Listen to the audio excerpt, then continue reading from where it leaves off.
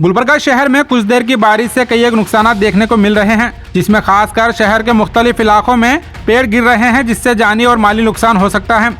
कल हमने बिद्दापुर कॉलोनी में गिरे पेड़ की खबर दिखाई थी और आज नाज कॉलोनी में एक और बड़ा पेड़ गिर गया है। इन हादसों को देखकर आप अंदाजा लगा सकते हैं किस तरह से पेड़ों की देखभाल में लापरवाही हो रही है। महानगर पालिका और इलेक्टेड रिप्रेजेंटेटिव की यह जिम्मेदारी होती है कि वो पब्लिक जगहों पर लगे पुराने और कमजोर झाड़ों की देखभाल करें। इस तरह पेड़ गिरने से जानी और माली नुकसान हो सकता है।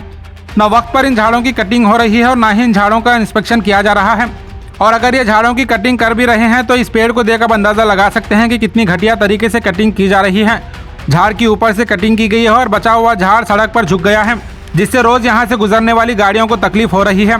म्युनिसिपल कॉर्पोरेशन को चाहिए कि वो शहर के सभी इलाकों में सर्वे कराएं और इस तरह के कमजोर और बड़े बड़े झाड़ों की सही कटिंग करवाएं और जो झाड़ पूरी तरह से कमजोर हुए हैं उनको गिरने से पहले ही निकाल दिया जाए, ताकि किसी भी तरह की जानी और माली नुकसान ना हो सके।